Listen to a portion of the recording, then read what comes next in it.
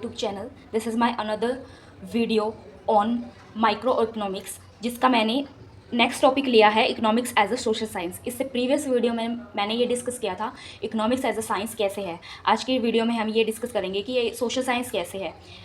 तो हम डिस्कस करते हैं। Let's start. Economics is a social science as it's deal with human being. Economics social science कैसे है? क्योंकि ये मनुष्य से रिलेटेड है, ह्यूमन बींग से रिलेटेड है, और उन्हीं एक्टिविटीज़ को ये कंसिडर करती है ज़्यादातर। सिस्टमैटिक स्टडी ये फर्स्ट फीचर है economics as a social science का। यह उन एक्टिविटीज़ को स्टडी करती है, सोशल मैन की उन एक्टिविटीज़ को स्टडी करती है जो कि वेल्थ से रिलेटेड होती है। यह म्यूचुअली डिपेंडेंट है रिगार्डिंग प्रोडक्शन, एक्सचेंज, वेल्थ, कि कैसे प्रोडक्ट करें, कैसे एक्सचेंज आया निर्वह करें, और कैसे धन कमाएं, कैसे उसको, और उसी फैक्ट्स को ये क्लासीफाई एंड मेजर करती है जो कि इकोनॉमिक एक्टिविटीज़ से रिलेटेड है। इकोनॉमिक एक्टिविटीज़ का मैंने पहले भी बताया था, वह एक्टिविटी जो हमारे धन कमाने से है या फिर उसका निर्वह करने से होती है, उस एक्टिविटी को हम इकोनॉमिक एक्टिविटी बोलते हैं। Socially work is not the economic proper economic activity. Next इसका फीचर है साइंटिफिक लॉ। जैसे कि साइंस के अंदर कोज एंड रिलेशनशिप बताकर उसको साइंटिफिकली प्रूव किया जाता है, वैसे ही इकोनॉमिक्स के अंदर भी इसको साइंटिफिकली प्रूव किया जा सकता है, कोज एंड इफेक्ट रिलेशन को इटेब्लिश करके। जैसे कि प्राइस में इंक्रीज होना, ये हमारा कोज है, प्राइस में इंक्रीज हो गया, और डिमांड में कमी आना, ये हमारा इफेक्ट है। प्राइस के इंक्रीज होते ही डिमांड में कमी आ गई। प्राइस के डिक्रीज होना, this is the cause, and price कितना ज़्यादा, डिमांड कितनी ज़्यादा बढ़ी है, दिस इज़ द इफेक्ट। जैसे ही मैंने अपनी कमोडिटी का प्राइस कम कर दिया, वैसे ही मेरी डिमांड इंक्रीज हो गई। तो ये कोज एंड इफेक्ट का रिलेशन भी पुट करती है, तो ये साइंटिफिक लॉज वाला फीचर को भी सेटिस्फाई कर रही है। नेक्स्ट हमारा फीचर है वैलिडिटी ऑफ लॉ। अगर हमारे laws realistic assumption, real life situation से आधारित है, और हमने एज्यूम किया हुआ है, और वह एजप्शंस हमारे ट्रू हो जाएं, तो उसको वैलिड मान लिया जाता है। जैसे कि लॉ ऑफ डिमिनिशिंग रिटर्न या फिर law of marginal utility treated as a valid because in a realistic assumption पे बेस्ड है, और जब हम इन्हें अप्लाई करते हैं तो इनका रिजल्ट ट्रू आता है, तो इस वजह से ये वैलिड हैं। तो कंक्लूजन ये निकलता है कि जब हमने पहले पढ़ा था कि इकोनॉमिक्स एज अ साइंस है या नहीं, तो ये एक नेचुरल साइंस नहीं है, पर ये as a social science consider की जाती है, क्योंकि ये सामाजिक तथ्यों पर आधारित है। धन से सोशली वेलफेयर, इन्फ्लेशन वगैरह को भी स्टडी करते हैं, इसके अंदर इनकम कितनी है उसको भी स्टडी किया जाता है।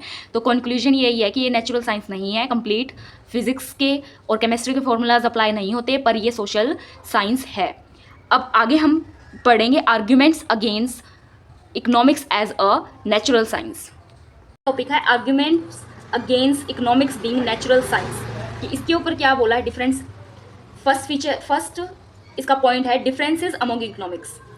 जैसे कि पहले हमने स्टडी किया, यहाँ पे इकोनॉमिक्स का एक मत नहीं है कि ये नेचुरल साइंस है, ये पॉजिटिव साइंस है, नॉर्मेटिव साइंस है या सोशल साइंस है। कोई इसे सोशल साइंस मानता है, कोई इसे साइंस मानता है, कोई इसे पॉजिटिव साइंस मानता है, तो कोई इसे नेगेटिव नॉर्मेटिव साइंस मानता है। तो किसी का भी वन पर्टिकुलर पॉइंट नहीं है कि ये नेचुरल साइंस है। सेकेंड आता है एग्जैक्ट लॉ।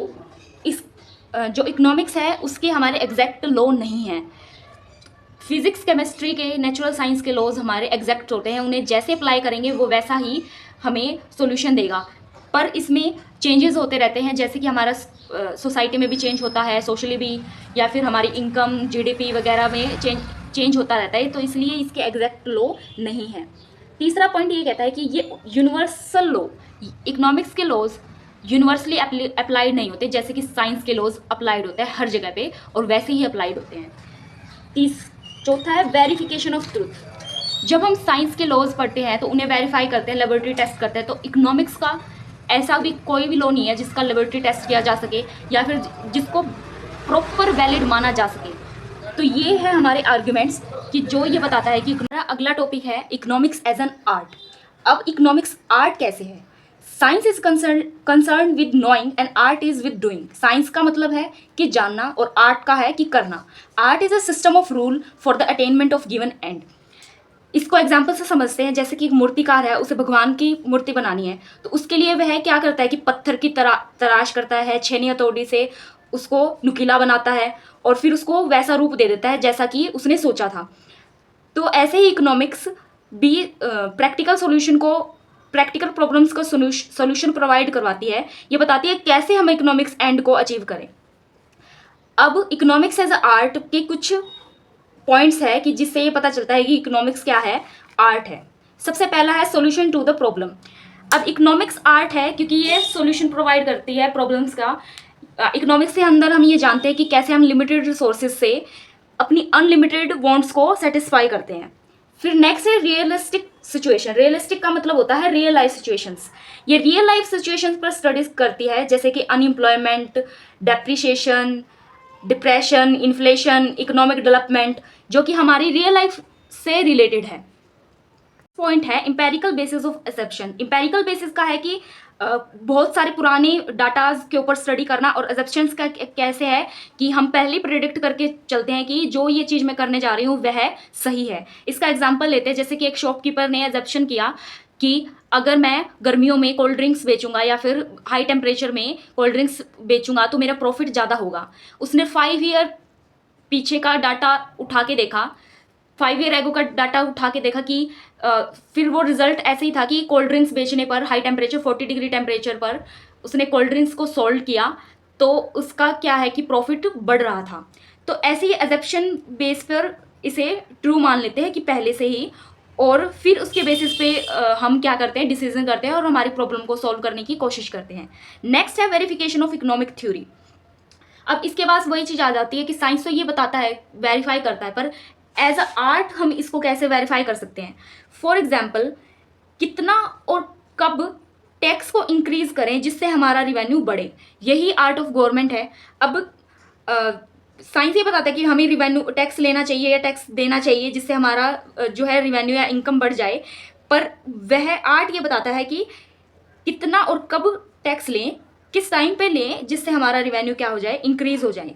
यही है इसके argument in favour of economics as an art. इसके आगे आगे की स्टडी में हम पढ़ेंगे argument against economics being as art, कि यह आर्ट कैसे नहीं है। डिफरेंट, फर्स्ट पॉइंट है different nature of science and art, कि इकोनॉमिक्स का अलग अलग नेचर है कि ये साइंस भी है और आर्ट भी।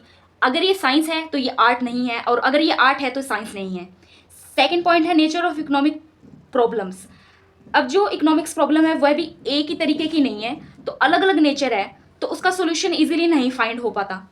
थर्ड पॉइंट है अनसर्टेनिटी, जैसे कि डिफरेंट प्रॉब्लम है और डिफरेंट सोल्यूशन है, उससे भी क्या होता है कि हमें प्रॉपर एक सोल्यूशन नहीं मिल पाता, जिससे कि अनसर्टेनिटी है, कोई निश्चित नहीं है उसका solution. Lake of immediate solution, उसी टाइम पे ही हमें सोल्यूशन नहीं मिलता, काफ़ी टाइम लग जाता है। This is the end of the video. अगर वीडियो पसंद आए तो लाइक करें, शेयर करें, सब्सक्राइब करना ना भूलें। आगे की वीडियो में मैं स्कोप ऑफ इकोनॉमिक्स स्टडी करने वाले हैं। Thank you for watching.